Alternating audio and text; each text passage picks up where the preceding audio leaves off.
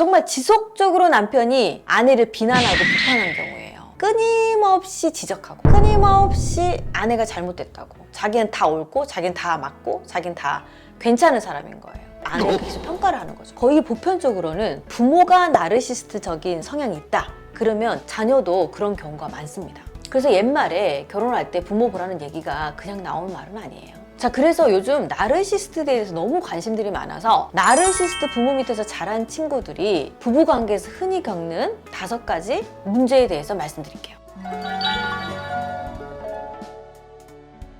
첫 번째는 만성적인 자기 비난을 합니다. 갈등이 생길 때마다 모든 잘못을 자기 탓으로 돌리는 경우가 있어요. 내가 더 잘했어야 하면서 자신의 스스로를 계속 괴롭히는 경우도 있죠. 또 배우자의 관계에서도 완벽해야 된다는 생각으로 굉장히 스트레스를 받는 경우도 많고요. 자, 원인이 부모가 자식을 키울 때 작은 실수도 용납하지 않고 완벽을 추구하는 지시를 하거나 교육하는 경우도 굉장히 많고, 작은 실수를 해도 극도로 비난을 하거나 별일 아닌 일에 크게 화를 내거나 이런 경우들이 있죠. 그래서 예를 들어서 어렸을 때 수학 점수를 맞았는데 92점 맞았어. 그럼 잘한 거 맞잖아요. 그쵸? 근데 이런 거를 잘못했다고 지적하는 거죠. 100점을 못 맞았으니까요. 92점 맞았으면 자기는 잘했다고 생각을 했는데 집에 왔는데 4점짜리 2개 틀렸어. 그러니까 2대 맞아. 그러니까 완벽하게 100점을 맞지 않으면 혼이 나야 되는 상황인 거죠. 만약에 그렇게 잘했다 그러면 어떻게 될 것 같아요? 완벽하지 않은 건 죄라는 인식을 갖고 있어요. 그러니 타인에게도 그 기준을 그대로 적용하는 경우가 많다는 거죠. 조금만 실수를 하거나 문제가 있어 보여도 굉장히 강하게 억압하는 경우들이 있죠. 이런 말을 듣다 보면 배우자는 너무 과도하게 요구하다 보니까 막 지치죠. 힘들고 숨이 안 쉬어진다 이런 생각이 들 수밖에 없는 상황에 이르기도 하고요. 서로를 이해하지 못하는 문제가 생기니 당연히 소통이 단절되고 거리감이 생길 수밖에 없는 문제가 생기죠. 보편적으로는 배우자 의사소통을 잘 못하는 사람들은 거의 자녀하고도 의사소통이 잘 안 되는 경우가 많습니다. 자, 2번째는요, 감정 표현에 어려움을 느끼는 경우가 많습니다. 배우자의 화, 슬픔 이런 감정들을 전혀 공유하지 못하고 내 감정조차도 잘 알지 못하는 경우가 있어요. 그 감정을 익숙하게 표현해 본 적이 없기 때문에 일어나는 문제이기도 하고요. 갈등을 해결할 수 있는 능력도 없어지는 거예요. 속으로 그냥 삭히거나 아니면 대화를 하지 않아요. 입을 닫아버려. 대화가 단절될 수밖에 없겠죠. 배우자 입장에서는 말을 안 하는 배우자를 보면서 날 무시하나? 이런 생각이 들 수밖에 없어요. 너무 무관심하다고 느낄 수가 있고요. 또 너무 냉정하다고 느끼기도 합니다. 어린 시절에 부모로부터 감정을 표현하는 것들을 양육받지 못하는 경우가 있어요. 예를 들어 울거나 슬프거나 이런 상황들 표현을 하잖아요. 그럼 그 감정을 억압하는 거죠. 왜 울어? 울지 마! 이렇게 얘기를 한다거나, 어떤 그 감정을 얘기했을 때 아유 울어라 울어 아이고 하면서 놀려먹는다던가 조롱한다던가 이런 현상들이 부모로부터 양육받아든 그런 상황이라면 나의 감정을 표현할 때 비난받는다는 생각을 갖고 있기 때문에 내 마음속 깊은 언어들을 표현하는 능력이 없어지는 경우가 많아요. 부모로부터 그런 양육을 받게 되면 이제 정서적으로 안정되지 않죠.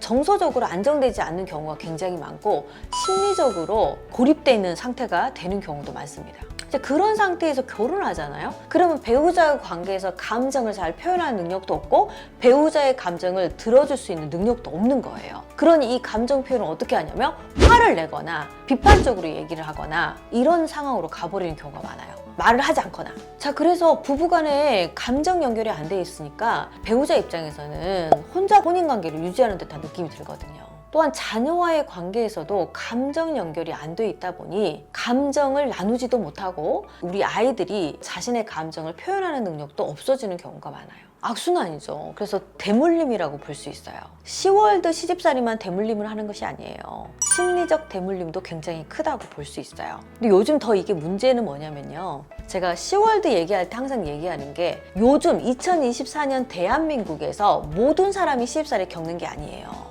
내 친구는 겪지 않는데 나만 겪고 있기 때문에 상대적으로 슬프고 상대적으로 속상한 거거든요. 근데 심리적인 것도 마찬가지예요. 자, 요즘 심리적 금수저들이 있어요. 부모가 경제적으로 여유가 있고 또 심리적으로도 정말 정서적 안정을 많이 주고 받으면서 자란 친구들이 있거든요. 근데 그런 친구가 있는데 나는 그렇지 못했어. 그래서 모든 사람이 옛날에는 먹고 살기 어렵고 힘들다 보니까 정서적 안정까지 주지를 못했던 경우도 많죠. 근데 심리적 흑수저들이 있더라는 거죠. 그게 내 아이가 될 수도 있어요.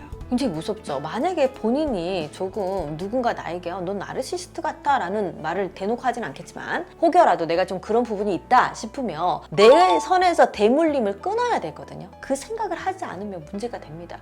근데 나르시시스트가 이런 영상을 보면서 자신을 체크할 리가 없죠. 자, 세 번째는 불안정한 애착관계입니다. 자, 두 가지 현상이 있는데요. 회피형이 있습니다. 회피형은 배우자의 관계에서 거리를 두고 사는 사람이 있습니다. 너는 너, 나는 나. 결혼을 했지만 함께하기보다는 각자의 삶을 사는 것처럼 행동을 하거나 회피하는 경우들이 많아죠. 어떤 문제가 들어오게 되면 배우자가 다 해결하기를 바라는 경우들이 많아요. 이런 경우를 우리는 회피형이라고 볼 수 있어요. 두 번째는 불안형입니다. 이런 경우에는 배우자에게 과도한 요구를 하게 돼요. 과도한 사랑을 요구하거나 과도하게 집착을 하거나 과도하게 뭔가를 해주기를 원하는 경우들이 많아요. 그렇게 되면 아주 작은 상대방의 언어와 표현에도 금방 상처받고 금방 분노하는 마음을 갖게 되죠. 요즘 정말 많은 것 같아요. 불안형도 굉장히 많고 회피형도 굉장히 많고. 자, 회피형인 경우는요, 부모가 남의 자식 키우듯이 차갑게 대하거나 감정을 통제하면서 자란 경우가 회피형으로 자랄 확률이 높아요. 불안형 같은 경우는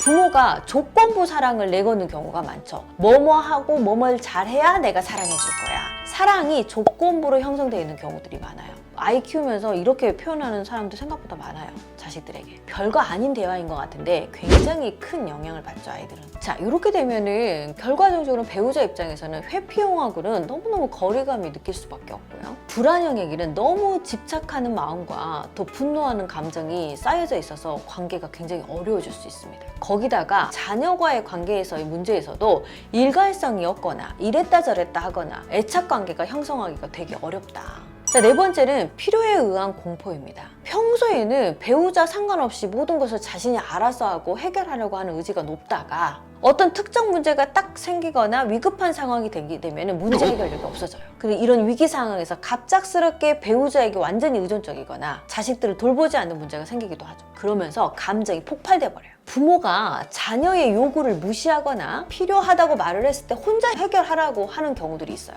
그러면서 누구도 의지하면 안 된다는 그런 생각을 갖게 하죠. 혼자 하는 게 필요할 때가 있죠. 근데 봐보세요. 우리가 5살 먹은 아이에게 밥을 먹었으면 설거지를 해놔야지, 이거 맞습니까? 때에 따른 양육법이 있는 거예요. 근데 그런 시기와 이런 것들이 적절하지 않는 경우들, 너무 어릴 때부터 독립심을 키운다는 이유로 아이에게 과도한 요구를 하는 경우들, 이렇게 키우는 집이 생각보다 많아요.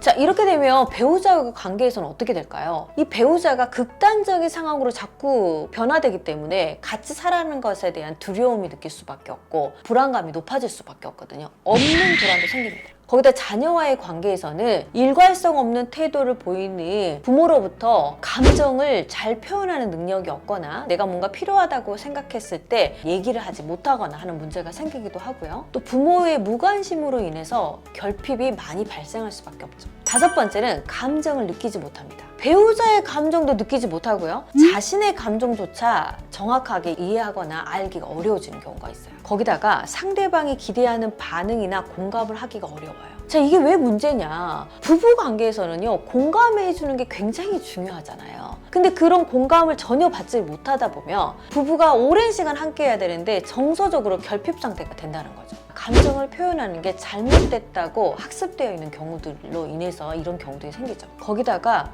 혼자 모든 걸 해결해야 되는 상황에 놓이다 보니 감정을 억제하고 무감각하게 만드는 것이 생존 전략이 된 거예요. 근데 부부관계에서는 배우자에게 전혀 공감을 받지 못하다 보니까 정서적으로 결핍 상태가 커지면서 공허하게 되죠. 그러다 보면 외로울 수밖에 없고요. 이 결혼을 왜 하고 있나 이런 생각이 들 수밖에 없겠죠. 자녀와의 관계에서도 당연히 감정적으로 결핍 상태를 유지하기 때문에 소통이 잘 되지 않고요. 우리 자녀가 정서적으로 고립될 확률이 높아집니다. 자, 나르시스트 부모 밑에서 자란 사람들의 흔적은요, 정리를 해보면 자기 비난, 감정 단절, 애착 문제, 피로 회피, 공감 부족으로 나타납니다. 그래서 이런 문제가 발생하면 소통이 단절되고 부부 간의 친밀감이 약화되죠. 자, 부부관계의 갈등은 성격 차이가 많지만 단순하게 성격 차이가 아닐 수도 있습니다. 어린 시절 나르시스트 부모로부터의 관계에서 현재 결혼 생활에 영향을 미치는 경우가 상당히 많습니다. 그래서 앞서 말씀드린 것처럼 이 5가지의 흔적이 보인다면 이 문제의 본질적인 문제를 먼저 해결하는 게 굉장히 중요합니다. 자, 여러분들이 이 문제에 대해서 이해하지 못하고 나르시스트를 잘 판단하지 못하고 결혼에 이르는 이유는 여러분의 분별력이 없거나 판단력이 없어서가 아닙니다.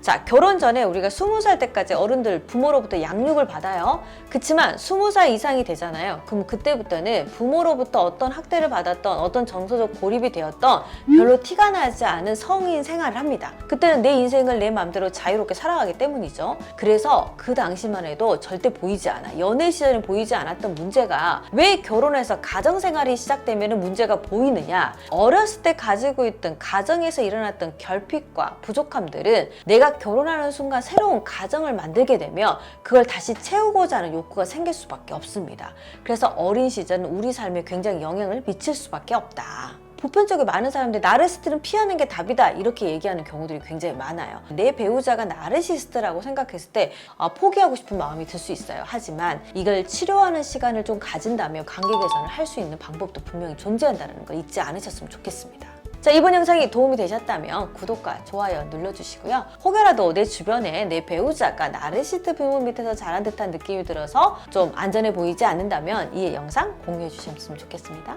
또 여러분도 이런 고민이 좀 있다면 댓글을 통해서 여러분의 문제를 올려주세요. 제가 성심껏 답을 드리도록 할게요. 감사합니다.